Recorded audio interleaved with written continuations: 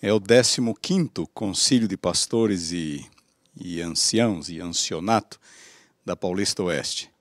Eu já tenho estado nesses concílios por alguns bons anos, eu diria por volta de uns 10 anos, e é uma honra para mim. Eu me sinto entre amigos neste campo, tanto com relação ao corpo administrativo, departamental e o corpo ministerial, vários ex-alunos aqui, amigos, e também tenho um carinho muito grande por aqueles líderes que sempre dedicam a sua vida, o seu trabalho, os seus esforços para conduzir o rebanho do Senhor onde quer que eles estejam. Mais uma vez, minha sincera gratidão pelo convite, e nesta ocasião nós vamos abordar um tema central, dividido em algumas palestras distintas. A Igreja Adventista está passando por um momento de turbulência. São vários os desafios. Um deles tem que ver com a identidade adventista. Outro, a interpretação profética. Questões relacionadas à criação, à evolução, à importância da doutrina. Questões morais, contrárias ao ensino das Escrituras. Juízo investigativo, santuário. E na base de todos esses problemas, estas turbulências que em maior ou em menor grau têm afetado a igreja, na base de tudo está uma questão: a autoridade das Escrituras, a autoridade da Bíblia.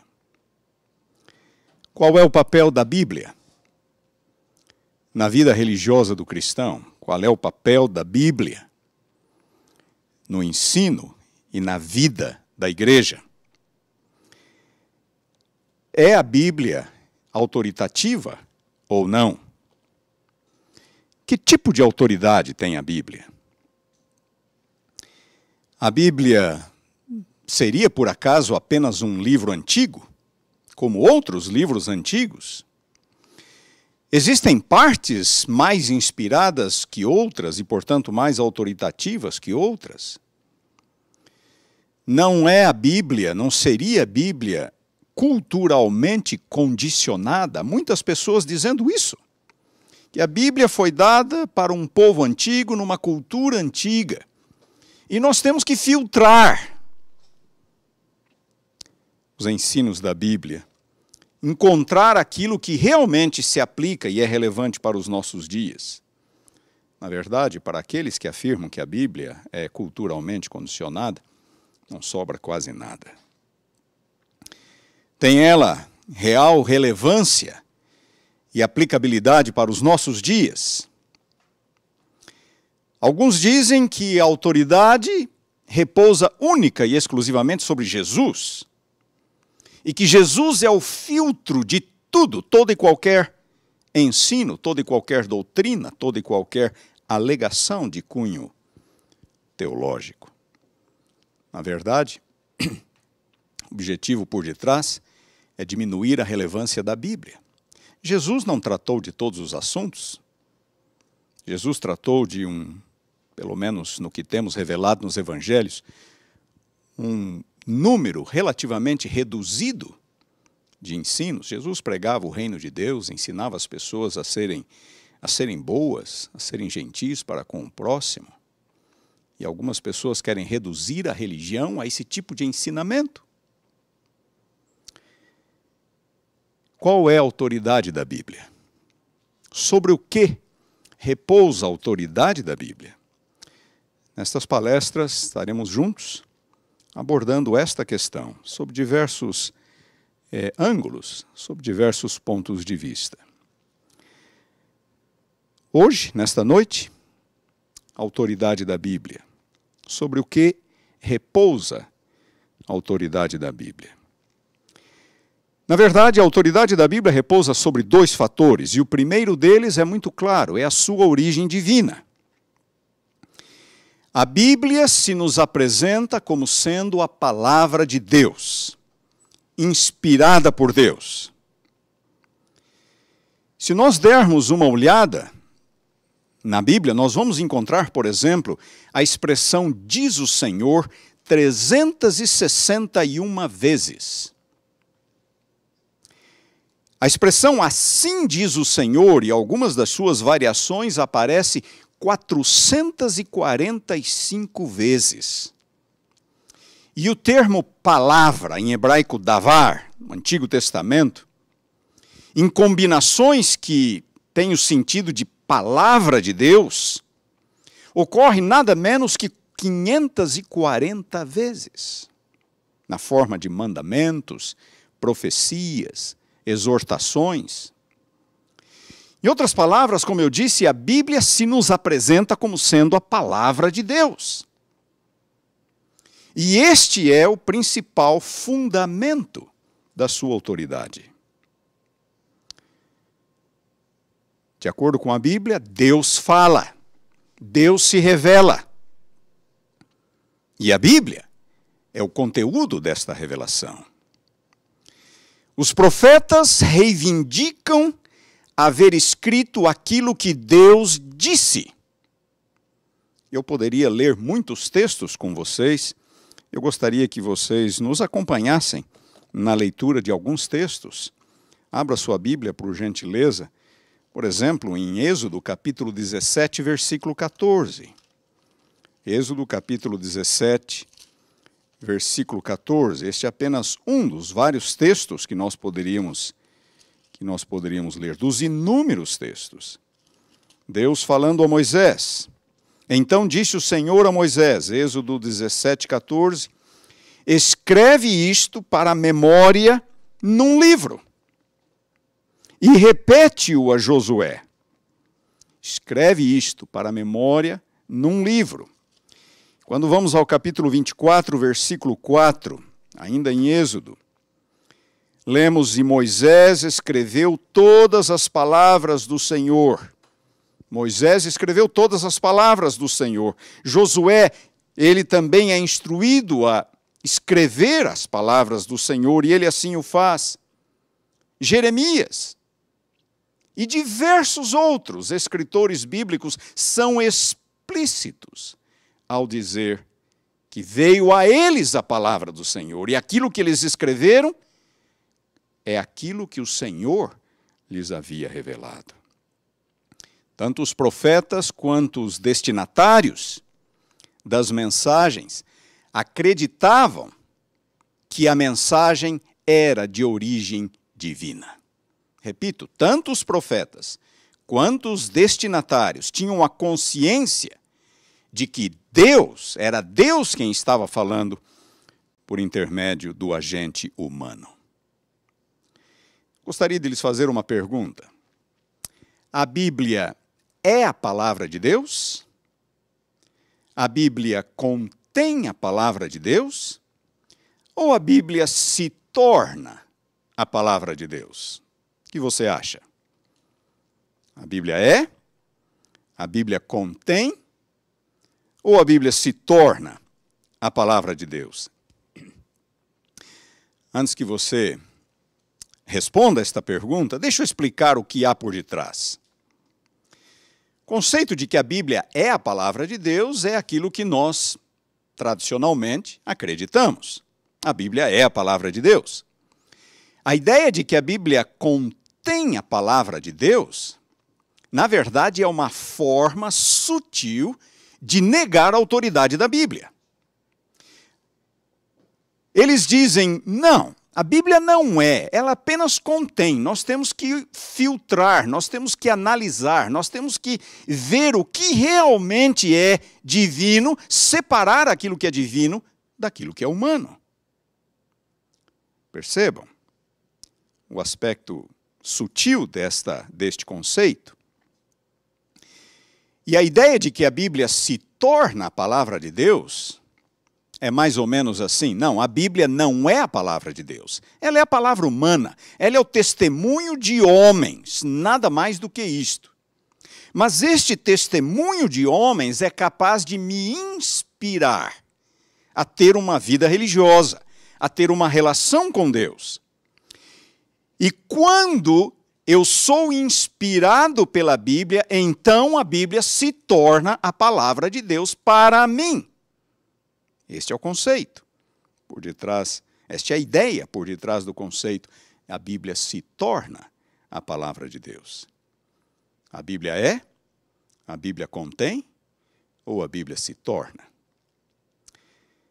Com relação ao segundo conceito, a Bíblia contém a palavra de Deus, nós sabemos que a Bíblia contém expressões humanas, ela contém palavras de homens, ela contém palavras de homens ímpios, ela contém palavras dos demônios e até mesmo do próprio inimigo de Deus. Não seria, portanto, mais correto dizer que a Bíblia contém a palavra de Deus? Não. A Bíblia é a palavra de Deus. E a razão é muito simples. Em primeiro lugar, a iniciativa no processo de revelação foi divina. 2 Pedro capítulo 1, versículo 20 é muito claro. É Deus quem tomou a iniciativa. Não foi o agente humano. Não foi o escritor humano. Não foi Moisés ou Isaías ou Jeremias que um dia acordou e falou: hoje eu vou escrever um livro para a Bíblia. Claro que não foi assim. A iniciativa foi divina, o chamado foi divino. E em segundo lugar, tudo que nós encontramos na Bíblia cumpre um propósito divino. Tudo que está ali cumpre um propósito divino. Se há palavras de ímpios, se há palavras de inimigos de Deus e até mesmo do arqui-inimigo de Deus, não importa, tudo que está ali cumpre um propósito divino. E é por isso que nós afirmamos que a Bíblia é a palavra de Deus. A iniciativa foi de Deus. E tudo que está ali cumpre um propósito divino. E o propósito supremo da Bíblia, como nós sabemos, é a nossa salvação. Não devemos negar que a Bíblia tem uma dimensão humana. As palavras que nós encontramos na Bíblia são palavras humanas. Sim, são palavras humanas.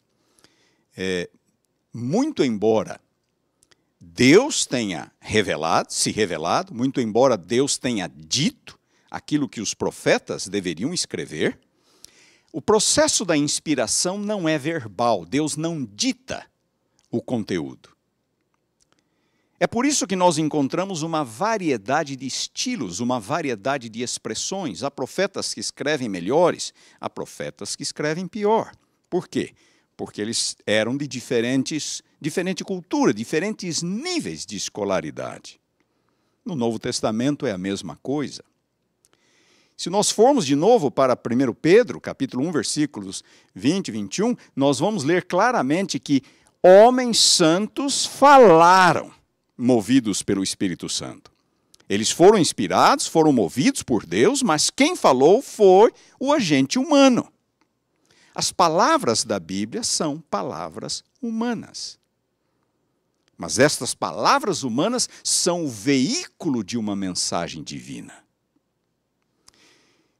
Um outro aspecto da dimensão humana da Bíblia está na compreensão que o próprio escritor bíblico teve ou tem da verdade. Pedro, por exemplo, na sua segunda carta, capítulo 3, versículos 15 a 16, ele fala do nosso amado irmão Paulo, que escreve segundo a sabedoria que lhe foi dada. E que há algumas coisas difíceis de entender, Pedro reconhece. Por quê? Porque Paulo escreve de acordo com a sabedoria que lhe foi dada. Pedro era uma pessoa um pouco mais simples. Então, a própria compreensão, a abordagem do escritor é diferente, varia de escritor para escritor. O estilo.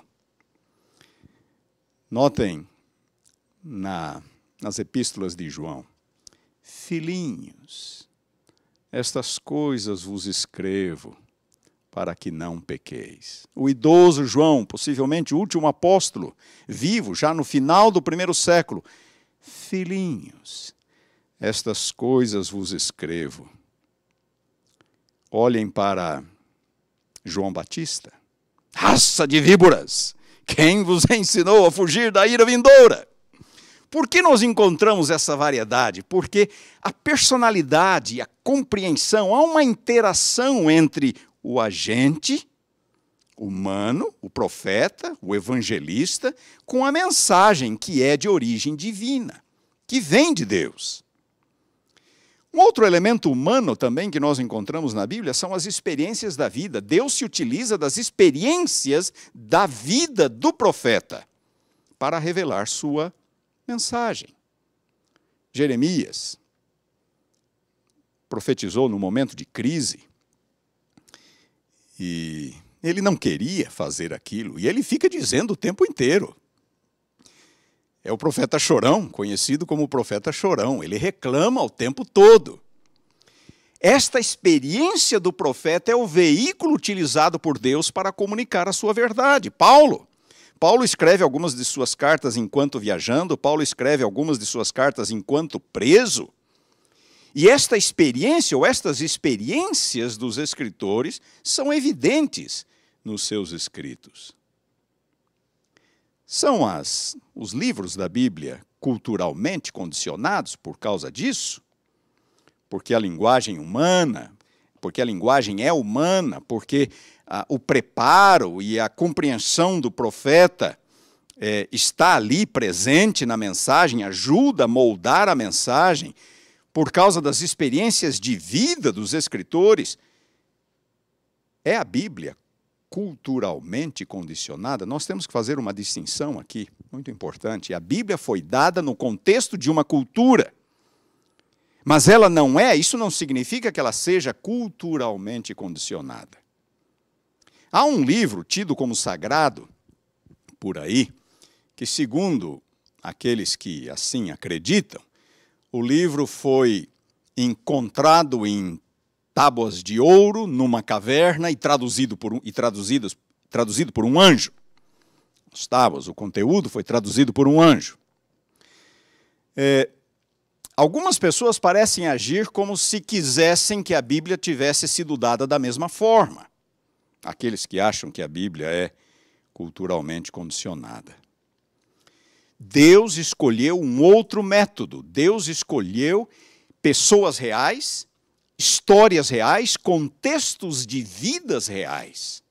Se Deus tivesse optado aquele método, os incrédulos diriam da mesma forma: a Bíblia carece de elementos históricos. Ela não se aplica aos nossos dias. Não se aplica à realidade da vida humana.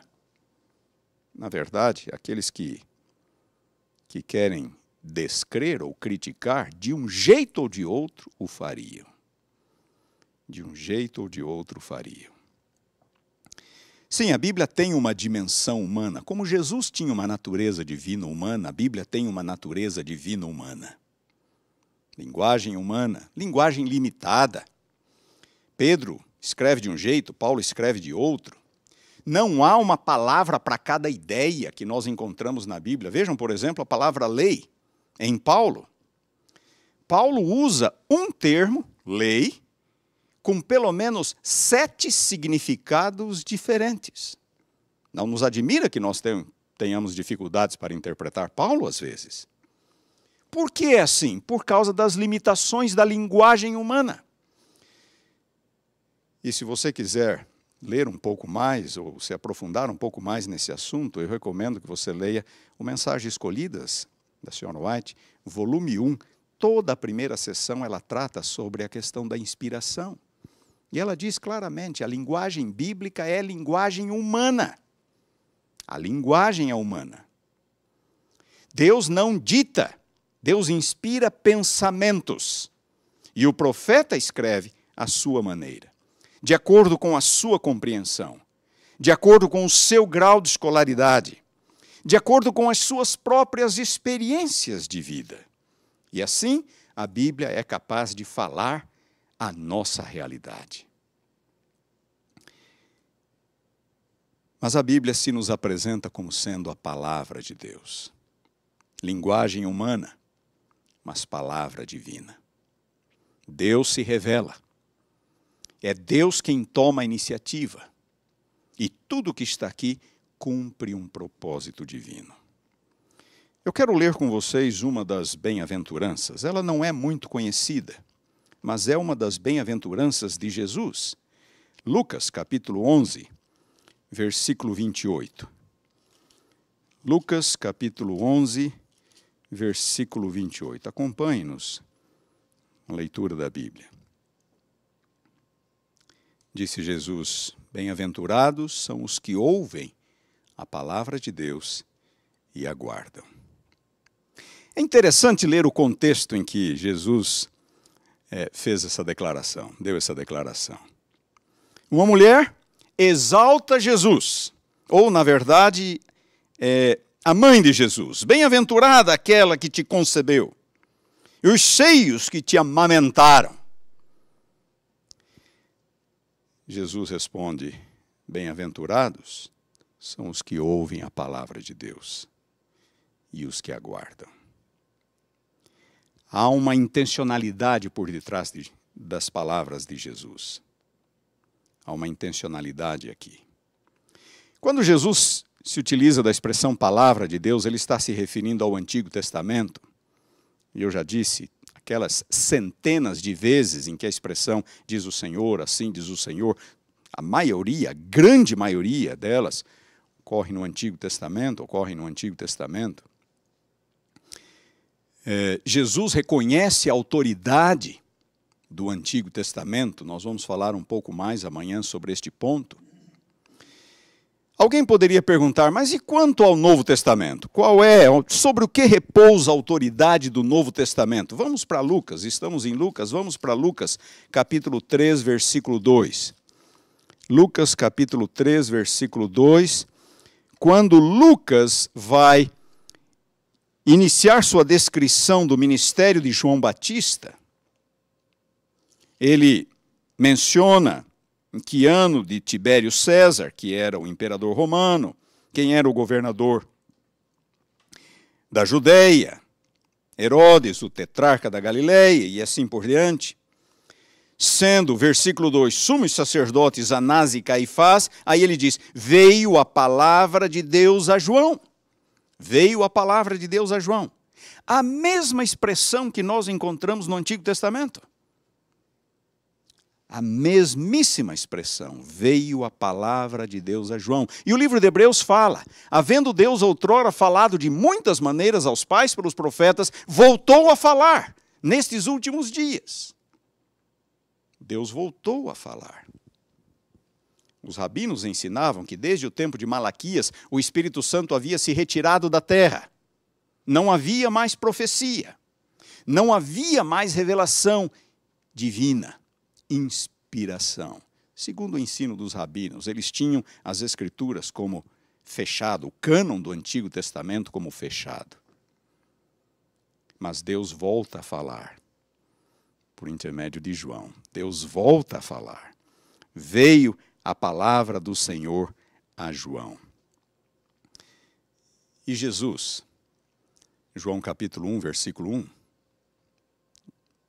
princípio era a palavra estava com Deus, e a palavra era Deus. E a palavra se fez carne. Voltando a Hebreus, havendo Deus outrora falado aos pais de muitas maneiras, pelos profetas, falou-nos agora pelo Filho. Pelo Filho. Não há dúvida de que a revelação de Deus por intermédio de Jesus alcançou níveis que outras revelações não haviam alcançado, mas isto não significa que as revelações por intermédio de Jesus anulam as revelações anteriores, ou que as revelações anteriores não têm mais importância para o crente. De forma nenhuma. O processo da revelação divina é um processo gradativo, progressivo, que se intensifica com o passar do tempo. O Novo Testamento nada mais é do que uma continuidade deste processo, alcançando níveis ainda mais amplos por intermédio de Jesus. Estamos em Lucas, vamos ao capítulo 5 agora. Lucas capítulo 5, versículo 1. Aconteceu que ao apertá-lo a multidão para ouvir a palavra de Deus. Para ouvir a palavra de Deus. Deus volta a falar nos tempos do Novo Testamento. O Espírito Santo volta a agir. Jesus é a palavra de Deus, a revelação suprema de Deus. E a mensagem de Jesus também é palavra de Deus, assim como as mensagens ou as revelações por meio dos profetas do Antigo Testamento. E quando anunciavam a Jesus, os apóstolos tinham a clara convicção de que estavam anunciando a palavra de Deus. Jesus era a palavra de Deus, ele pregava a palavra de Deus. E os apóstolos que pregavam Jesus tinham a convicção de estarem pregando a palavra de Deus. 1 Tessalonicenses, capítulo 2, versículo 13. Acompanhe-nos na leitura, 1 Tessalonicenses 2, 13. Notem o que Paulo fala na sua primeira epístola. De acordo com as evidências que nós temos, 1 Tessalonicenses foi a primeira epístola de Paulo. As epístolas de Paulo não estão organizadas em ordem cronológica, na ordem que elas foram escritas, mas sim em ordem de tamanho. Primeiro as públicas, depois as particulares. 1 e 2 Tessalonicenses foram escritos durante a segunda viagem missionária de Paulo. Notem o que ele diz, na sua primeira carta. Outra razão ainda temos nós para incessantemente dar graças a Deus, é que tendo vós recebido a palavra que de nós ouvistes, que é de Deus, acolhestes não como palavra de homens, e sim como, em verdade, é a palavra de Deus. Os apóstolos não estavam pregando uma mensagem própria. Os apóstolos pregavam a palavra de Deus. Eles haviam sido chamados e comissionados e habilitados pelo Espírito Santo para pregarem. Deus continua falando no período do Novo Testamento. Deus continua falando.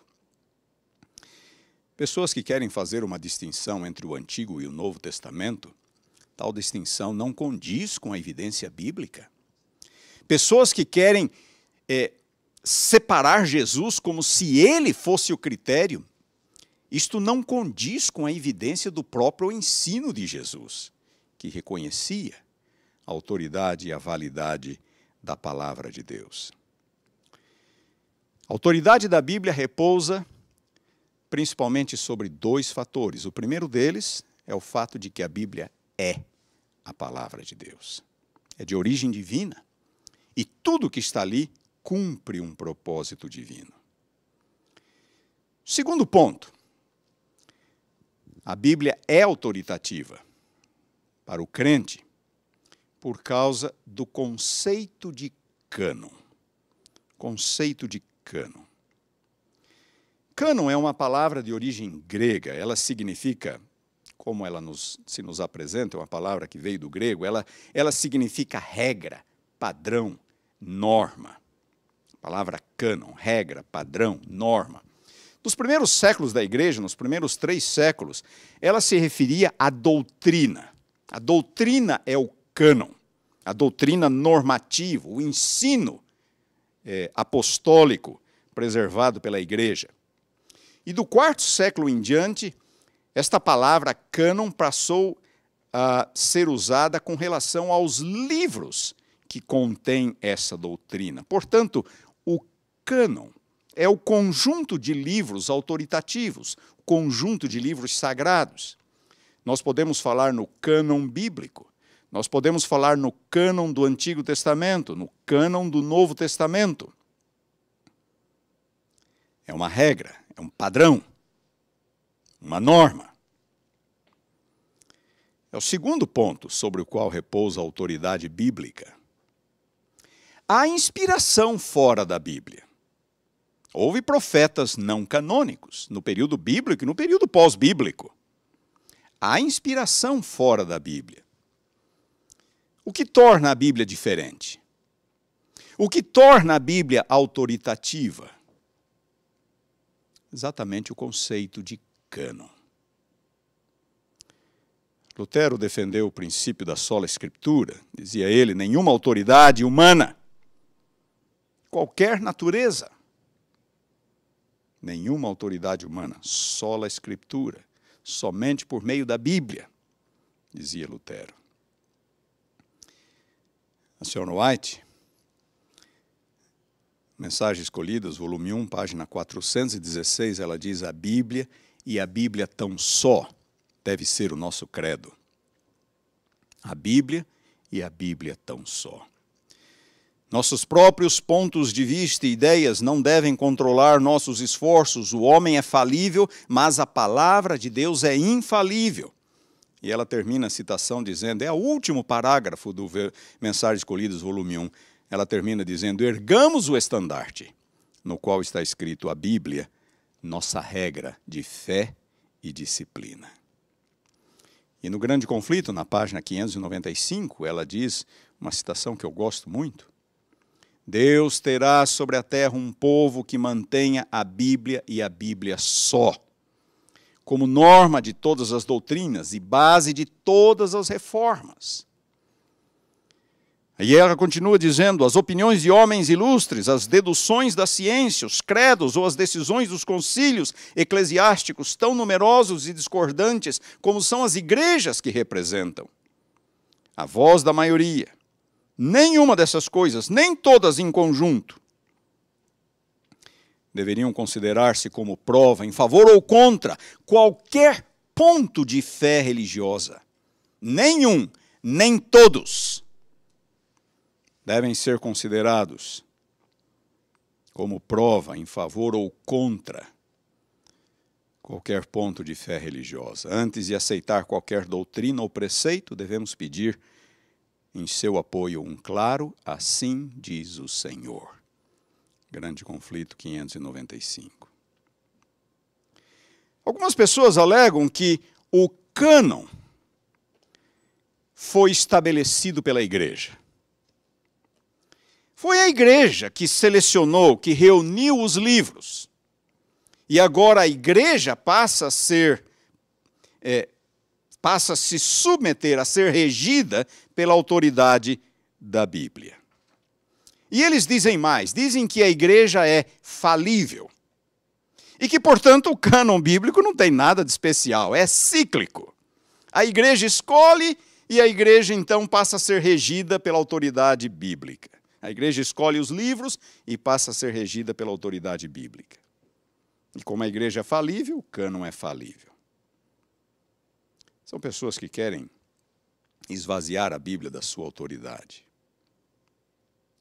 Bom, alguns pontos aqui são relevantes. Em primeiro lugar, Jesus, como eu já disse, reconheceu a autoridade bíblica.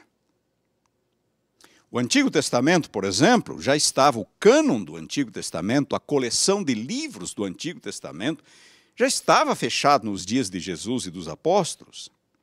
Os judeus adotavam um cânon em 3 partes. Eles falavam na lei, nos profetas e nos escritos, para se referirem ao Antigo Testamento. A expressão Antigo Testamento não existia.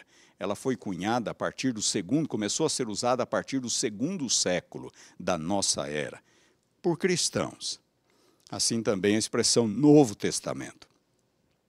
A expressão Bíblia também não era usada com o sentido que ela tem hoje. Os judeus se referiam ao Antigo Testamento como sendo escrituras sagradas, ou a lei, os profetas e os escritos. Eventualmente podiam falar Moisés, os profetas e os escritos. Moisés, profetas e os salmos, porque os salmos eram a principal parte dos escritos, da terceira parte. Nós acreditamos que Deus agiu no período do Antigo Testamento, no final do período, para fechar o cânon bíblico. Os judeus assim o criam. Escritores judaicos dão evidência de um cânon fechado, que por sua vez serviu de base para que a igreja cristã também fechasse o cânon. Mas foi a igreja que estabeleceu o cânon do Novo Testamento? Não, esse pensamento é incorreto, dizer que foi a igreja. Em vez de ter sido escolhido pela igreja, é importante que você preste atenção agora. Em vez de haver sido escolhido pela igreja, os livros do Novo Testamento, o cânon do Novo Testamento, já surgiu autoritativo. Já surgiu com autoridade. É muito simples. Os evangelhos dizem que dentre muitos discípulos, Jesus selecionou 12. Marcos diz para estarem com ele e para os enviar a pregar. Jesus instruiu os 12. Jesus deu autoridade aos 12. E Jesus falou que o Espírito Santo haveria de guiar os 12 em seu ministério. E quando a igreja começa, depois da ascensão de Jesus, lá estão os 12. A igreja está reunida em torno dos 12. Por quê? Porque eles foram escolhidos por Jesus. Eles foram investidos de autoridade por Jesus. O Espírito Santo está atuando por intermédio deles.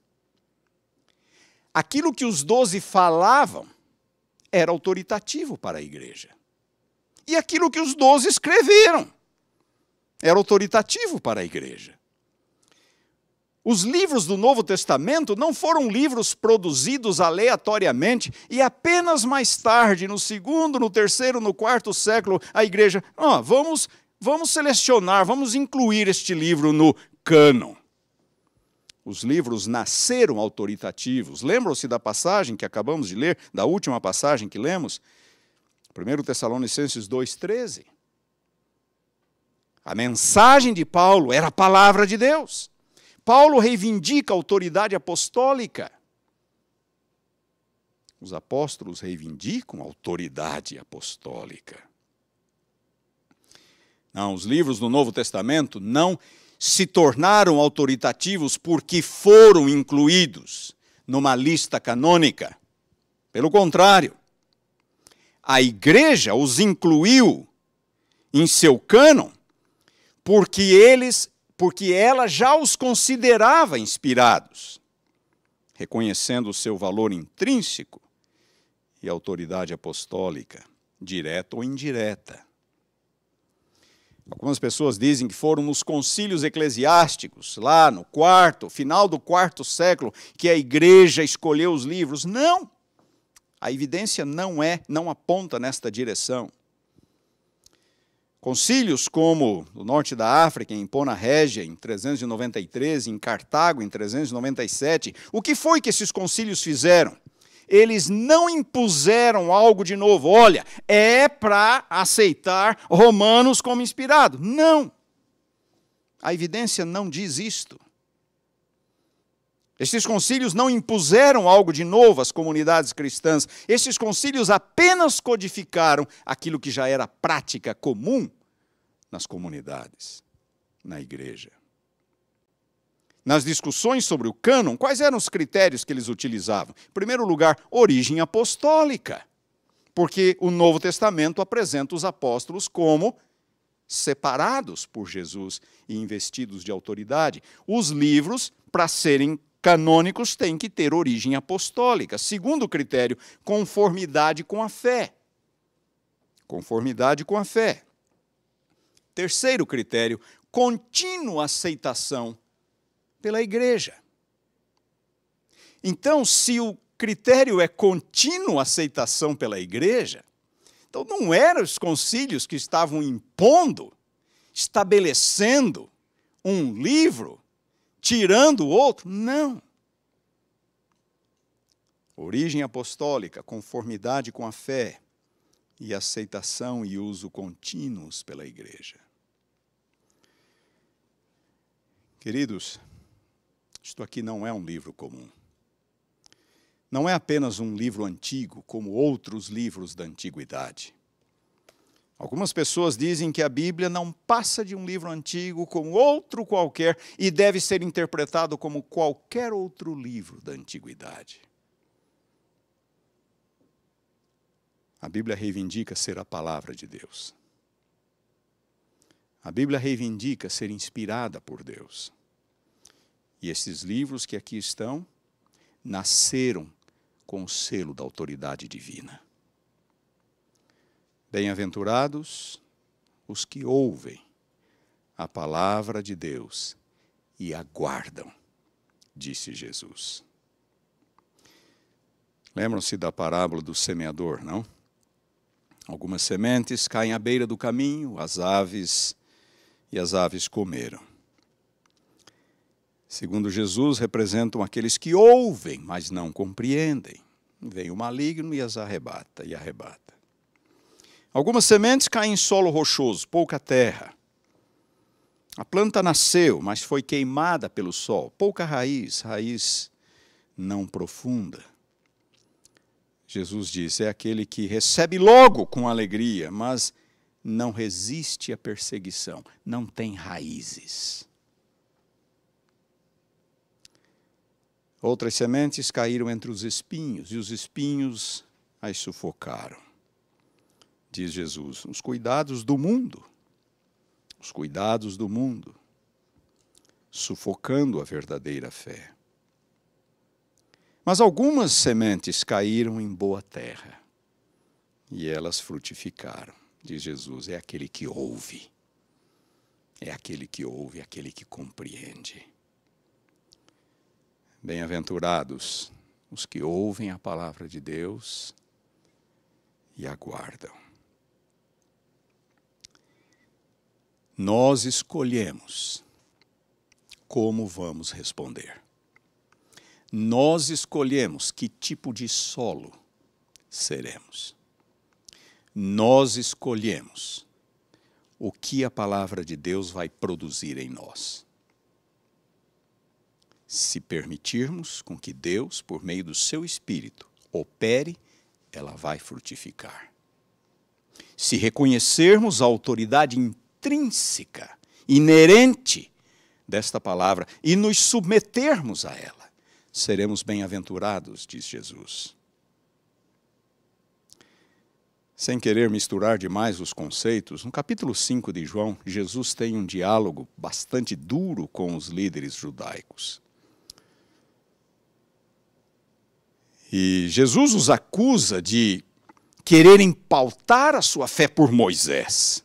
Mas, na verdade, eles não criam em tudo que Moisés havia dito. Jesus diz, Moisés escreveu a meu respeito e vocês não me aceitam. No final do capítulo, Jesus fala algo tremendo.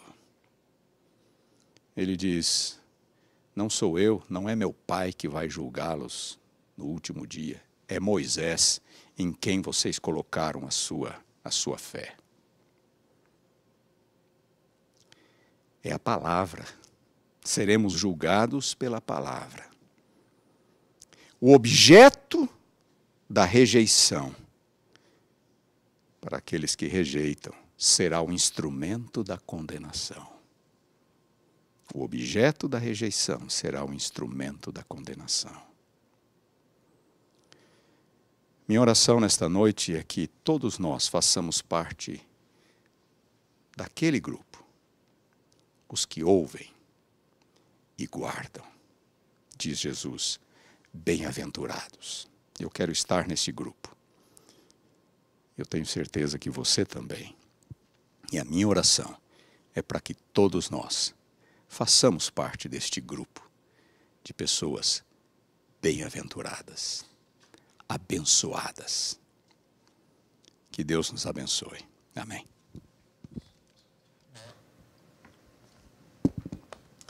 Vamos orar.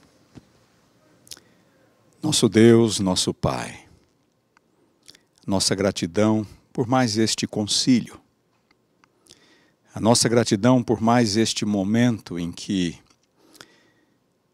a Associação Paulista Oeste separa todos os anos para instruir, para orientar, para passar materiais, a estes pastores e especialmente os líderes das igrejas que estão na linha de frente, labutando em prol do Evangelho. Senhor, vivemos momentos difíceis. Há muitas turbulências ao redor. Tua palavra tem sido negligenciada, tem sido rejeitada por alguns.